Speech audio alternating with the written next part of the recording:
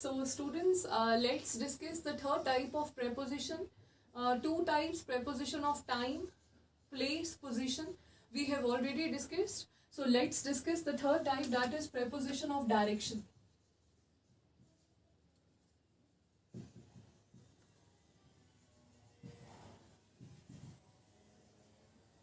So in preposition of direction, we are going to discuss few words, few prepositions which are really very important according to your examination point of view, and जिनमें mostly जो students हैं वो confuse होते हैं. So let's see the first one.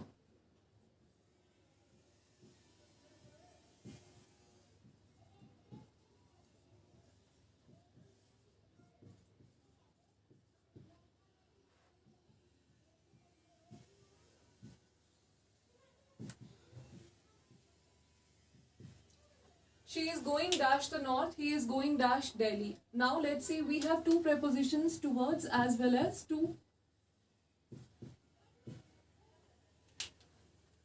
वो कहाँ जा रही है? नॉर्थ में. इट मीन्स नॉर्थ क्या है? डायरेक्शन है.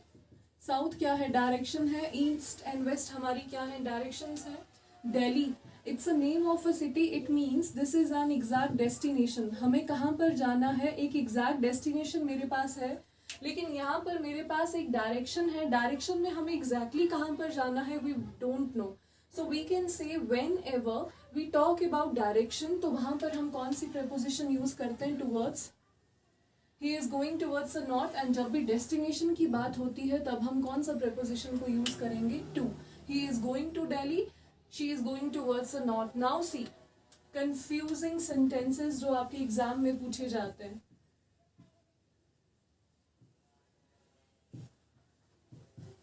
The burglar set fire on the house.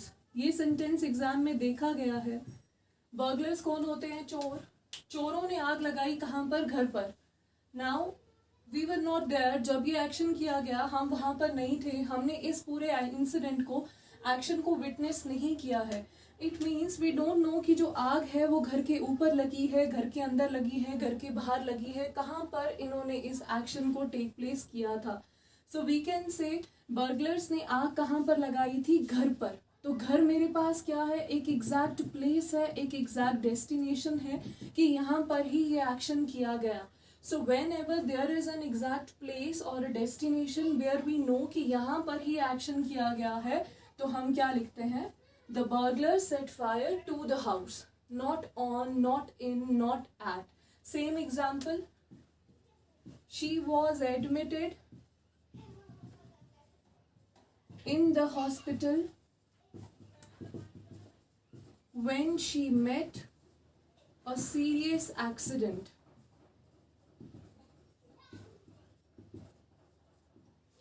क्या बोल रहे हैं? उसको एडमिट किया गया कहाँ पर? हॉस्पिटल पर. जब उसने क्या किया था? जब उसका बहुत ही एक सीरियस एक्सीडेंट हुआ था. इट मीन्स उसको हॉस्पिटलाइज किया गया, तो उसके पास एक एग्जैक्ट प्लेस है. कहाँ पर एडमिट किया गया? Hospital. So again we have an exact place और डेस्टिनेशन, तो क्या लिखेंगे? She was admitted to the hospital. Clear? चलिए let's move to the next once.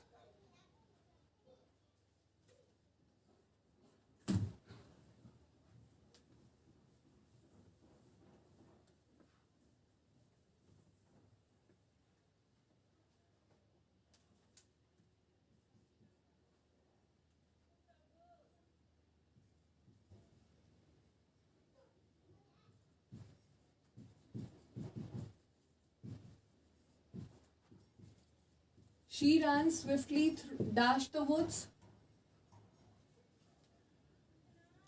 Border, bridge.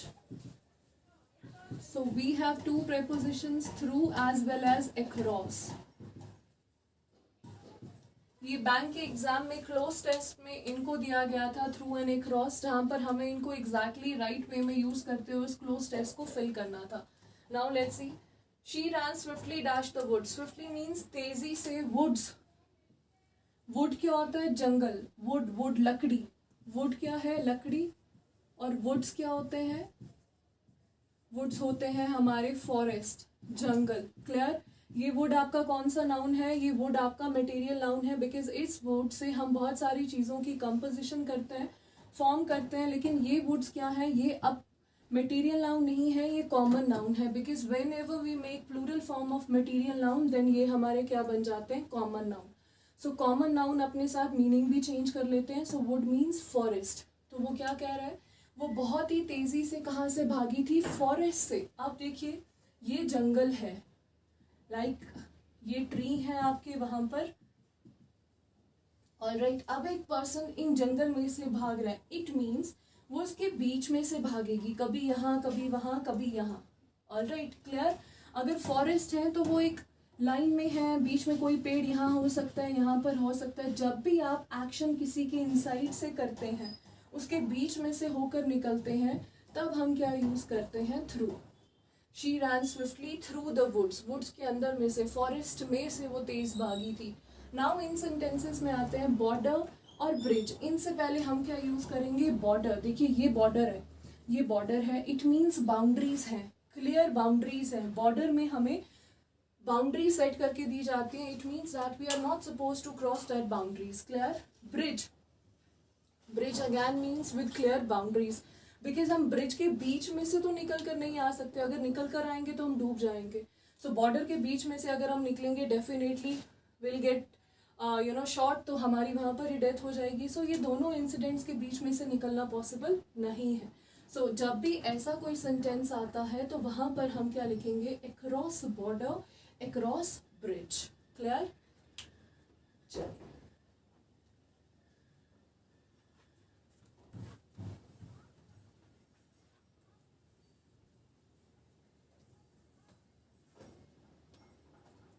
let's see the next words, next prepositions. Along, along with, alongside. Many times you have seen these prepositions, but confusion होती है। along, along with, alongside में difference क्या है। along means साथ में, along with भी कह रहा है साथ में, alongside हुआ हमारे साथ में। so at one point इन तीनों का meaning क्या रहता है, सेम। चलिए देखो एग्जाम्पल्स के साथ क्लियर करते हैं। There were lot many shops dash the main street.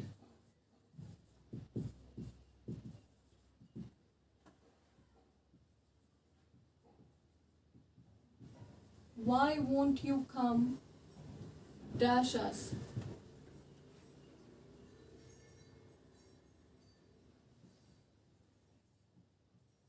Park your bike dash me. Now there were lot many shops dash the main street. अब देखिए फॉर एग्जाम्पल ये एक शॉप है या ये घर है, इसी ही सिमिट्री को फॉलो कर रहा है second, third, fourth, fifth, means in a symmetry, in a line, one after the other. along means something which follows a symmetry one after the other, एक के बाद दूसरा, जब एक ही लाइन एक ही सिमिट्री में रहता है उसका मीनिंग होता है along। वो क्या होगा, along। now along with is used to denote motion, motion means action। along with किसको डिनोट करेगा, मोशन को। हमारे साथ अगर कोई एक्शन हो रहा है, ह्यूमन बींग्स के लिए एक्शन हो रहा है। And alongside means same। the word beside means besides, beside क्या होता है, by your side, and besides means in addition to। so alongside means by your side, आपकी साइड पे। and along with किसके लिए यूज हुआ, एक्शन के लिए, मोशन के लिए। और along means when something follows a symmetry, a line one after the other। now let's come to these sentences। there were lot many shops, बहुत सारी shops थी, एक के बाद एक। कहाँ पर, मेन स्ट्रीट में। अगर स्ट्रीट है तो इट मीन्स उसने सिमिट्री और लाइन को फॉलो किया है, तो हम क्या लिखेंगे, along the main street। Why won't you come dash us? तुम हमारे साथ क्यों नहीं आ रहे हो। अगर तुम हमारे साथ नहीं आ रहे हो, इट मीन्स ये यूज किया ह्यूमन बीइंग के लिए, मोशन के लिए, एक्शन के लिए।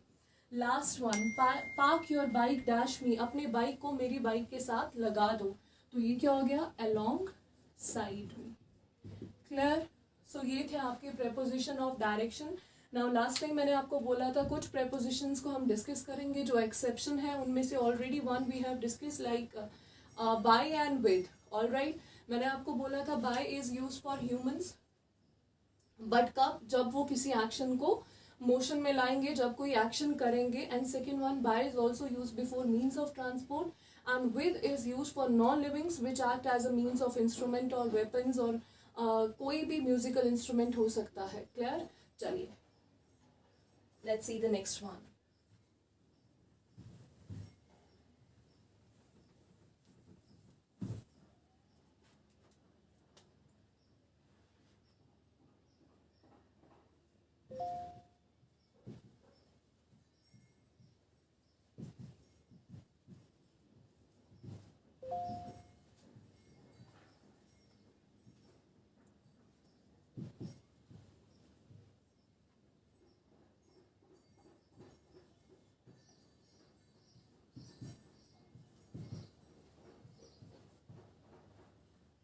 Again, two prepositions, of, of, off, of. Then what is the difference between these two prepositions?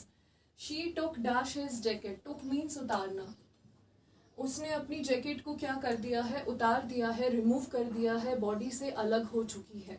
सो अब यहाँ पर हम कौन सा ऑफ लिखेंगे? OF ऑफ और OFF of. One more sentence. She is a friend dash mine.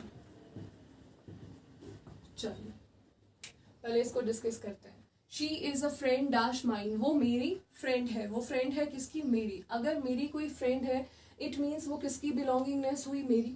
वो किसको बिलोंग करती है? मुझे. वो पोजीशन भी किसकी हुई? मेरी. सो OF of denotes position. OF of denotes belongingness. तो क्या लिखेंगे? She is a friend of mine. वो मेरी फ्रेंड है. Clear? When ever an object get separated, जब भी ऑब्जेक्ट सेपरेट हो जाता है, आपकी बॉडी से अलग हो जाता है या किसी और चीज से सेपरेट हो जाएगा, तब हम वहां पर क्या लिखते हैं?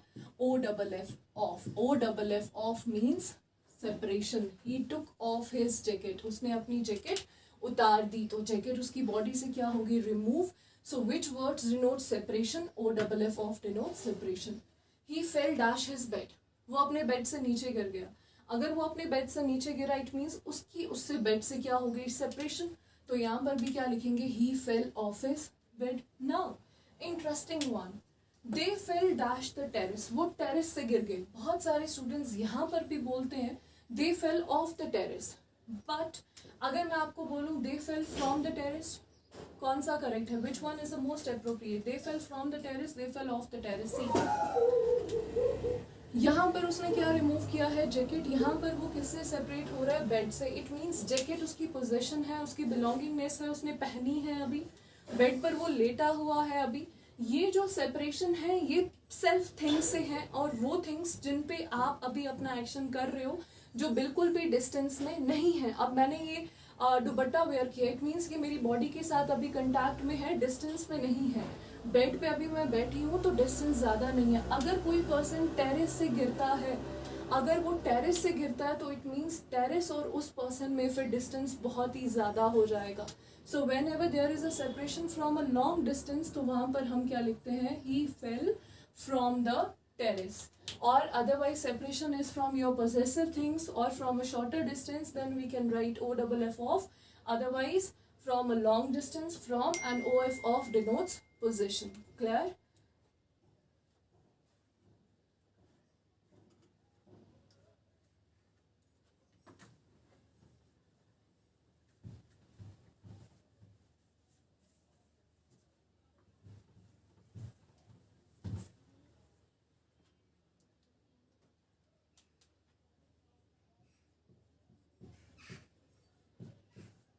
चल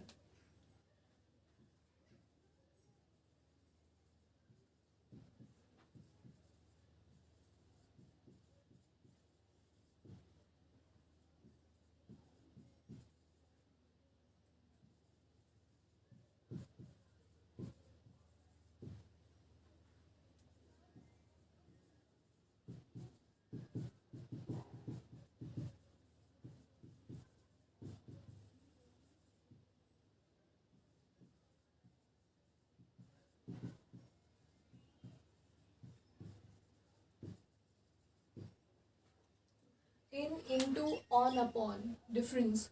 The doll is dash the cupboard. Doll कहाँ पर है? डॉल कबर्ड के अंदर है. अब ये कबर्ड है, सपोज कीजिए ये डॉल है।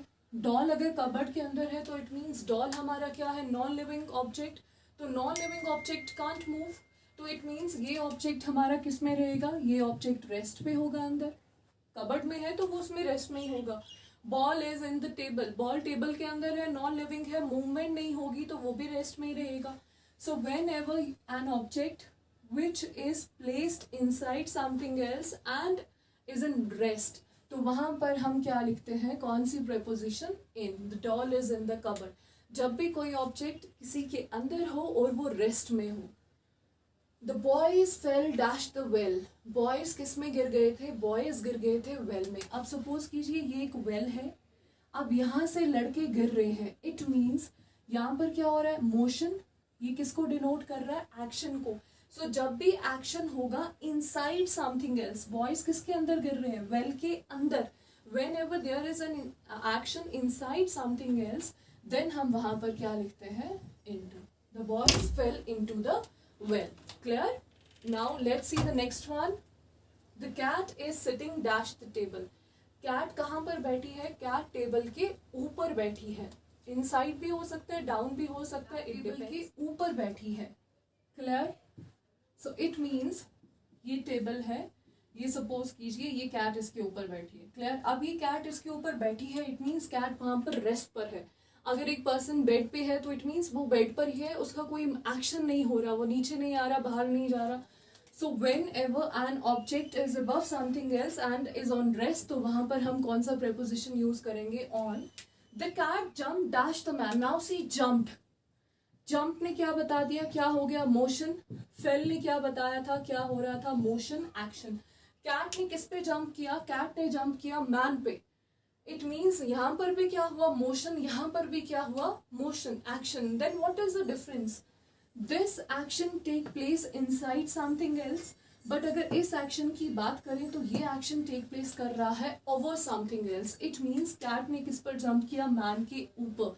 सो whenever an action which take place over something else, हम कौन सी प्रेपोजिशन को यूज करते हैं, प्रेपोजिशन अपॉन। क्लियर? सो ये हमारे बेसिक कुछ प्रेपोजिशंस थी। In means rest, on means rest, into means action, upon also means action, but into means action inside something else, whereas upon means action over something else. Now there is one more use of upon. Let's see this one also.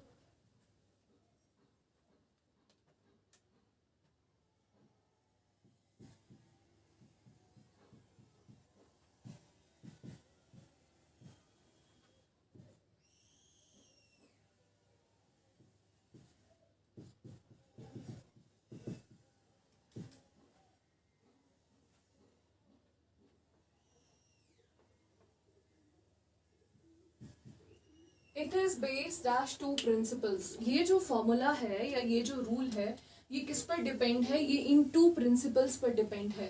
PAL नहीं है, principle means head of the school और college, but यहाँ पर क्या है, principal, सिद्धांत, आपकी moral values. सो ये प्रिंसिपल्स हमारे कौन से नाउन हैं, ये प्रिंसिपल एब्स्ट्रैक्ट नाउन्स हैं, that which can't be seen, जिनको हम देख नहीं सकते, टच नहीं कर सकते, बट हाँ किसी पर्सन के एक्शन से हम उसके मॉरल वैल्यूज को फील कर सकते हैं। सो जब भी हम एब्स्ट्रैक्ट नाउन्स की बात करेंगे जिन पे कोई चीज बेस्ड होगी, तब भी हम कौन सा प्रेपोजिशन यूज करते हैं, प्रेपोजिशन अपॉन। ऑलराइट, चलिए ये तो थे स्टूडेंट्स आपका topic preposition. Now let's C one of the most important parts of preposition, that is omissions. क्या सेंटेंसेस रहते हैं जहां पर हम प्रेपोजिशन को यूज ही नहीं करते।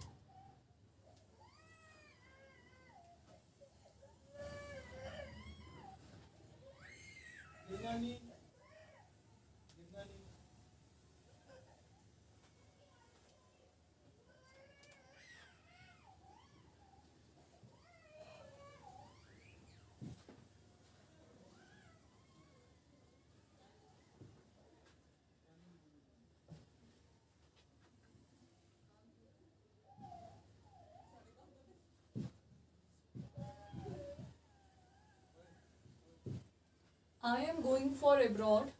I am coming at tomorrow. Now,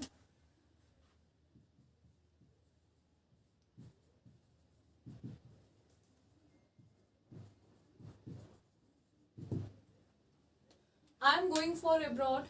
Abroad here is tomorrow and minute. Let's see ये words क्या denote करते हैं. Abroad. Abroad means place. Obviously, when we say I am planning for abroad or I am planning to go abroad, it means abroad क्या है यहाँ पर एक place है, but we don't know an exact place कि अब basically आप बात किसकी कर रहे हैं. इट मीन्स ये एक्सप्रेशंस हैं. Expression means where you don't know the exact place और एग्जैक्ट टाइम, बट आइडिया है कि बात किसकी हो रही है, प्लेस और टाइम की. अब अब्रॉड यहाँ पर क्या है, प्लेस है, बट एग्जैक्टली नहीं पता कौन सी प्लेस है. मिनट, मिनट क्या है, टाइम है, बट एग्जैक्टली नहीं पता कौन सा मिनट की बात हो रही है. And these words tomorrow, yesterday, before. All right, देखिए अब क्या है, whenever there is an expression of time और place. Whenever there is an expression of time और प्लेस, जब भी किसकी बात हो रही हो, टाइम और प्लेस की, सिर्फ एक्सप्रेशन दिया हो, आइडिया दिया हो कि टाइम और प्लेस है, एग्जैक्टली नहीं पता, इनसे पहले हम प्रेपोजिशन को यूज नहीं करते हैं. तो हम क्या बोलेंगे, आई एम गोइंग अब्रॉड. मैं अब्रॉड जा रहा हूँ. I am going for abroad नहीं. Why? Because abroad is an expression of place.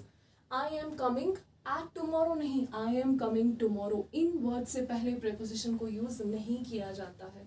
Please wait a minute for, please wait for a minute नहीं होता, प्लीज वेट अ मिनट होता है. Why? Because this is an expression of time. Clear? So first omission क्या है, preposition is not used before the expression of time and place. Now let's see the second omission of preposition.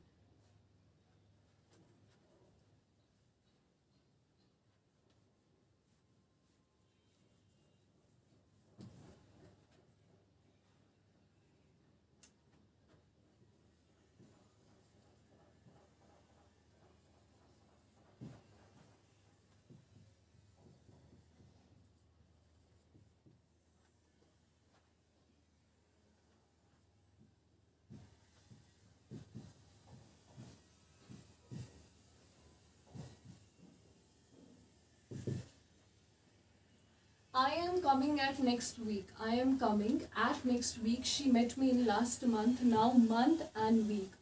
Again expression of time. Week means last week की बात हुई, next week, last month, तो ये भी कौन सा expression है time के. But these expression of time are preceded by, इनसे पहले क्या लगा है, ये words, next, last, this, that. All these words are known as qualifying words. इन वर्ड्स को हम क्या बोलते हैं, क्वालिफाइंग वर्ड्स. ये क्वालिफाई करते हैं कि एक्सप्रेशन ऑफ टाइम में आप कौन से टाइम की बात करोगे, आने वाले टाइम की या जो टाइम ऑलरेडी हो चुका है.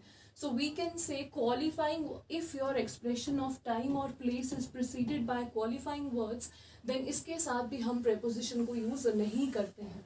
तो क्या होगा, I am coming next week, she met me last month. Clear? चलिए let's see the last one.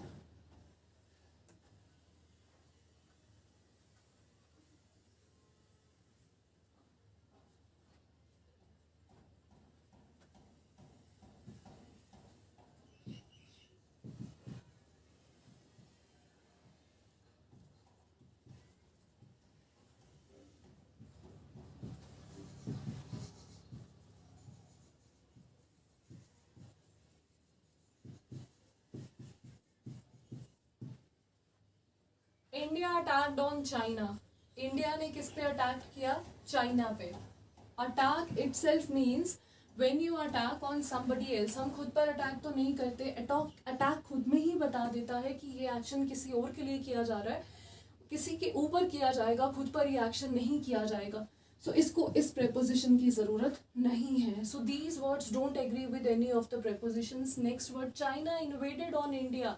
Invaded on नहीं, China invaded India. So let's see कौन कौन से वर्ड्स हैं जिनके साथ हम प्रेपोजिशन को यूज नहीं करते हैं. देखिए, comprise, resemble, attacked, invaded, violate, etc. ठीक है, these words don't agree with any of the prepositions. I hope ये आपको clear है. And one more thing जो मैंने already आपके साथ discuss की है, tomorrow, yesterday, इन वर्ड्स के साथ भी हम preposition को यूज नहीं करते हैं. So student, this is all about your topic preposition. I hope this topic is clear to you. Now we left with a few topics of your grammar portion. The next topic which we are going to cover in the next session will be your models, जिसको modals भी बोलते हैं, no doubt. So उस topic को cover करेंगे. And after that we will switch to the descriptive और rest of the जितना भी पोर्शंस है हमारे इंग्लिश का, लाइक योर नरेशंस हैं, आपके रीडिंग कॉम्प्रीहेंशंस हैं, रीअरेंजमेंट ऑफ सेंटेंसेस हैं. These topics play very very important role because we don't know grammar portion में से कौन से टॉपिक को लेकर आपको एरर पूछे जाएंगे एग्जाम में, but undoubtedly topics like reading comprehensions, rearrangement, उनसे डेफिनेटली आपको जो है वो एग्जाम में आता ही आता है. Passage will be there, plus your reading comprehension will definitely be there. So हम क्या करेंगे, one by one we will see few tricks. क्या ट्रिक्स हैं जिनकी हेल्प से हम रीडिंग कॉम्प्रीहेंशन को विदाउट वेस्टिंग मच टाइम उसको हम क्लियर कर सकें, जिससे हमारे आंसर्स बिल्कुल एक्यूरेट हो. प्लस रीअरेंजमेंट की क्या ट्रिक्स रहती हैं सो डैट हम उनको देखते ही क्लियर कर सकें कि यही हमारा फर्स्ट सेंटेंस होगा पैसेज में. All right, so this is all from my side for today. So let's meet in the next session. Thank you everyone.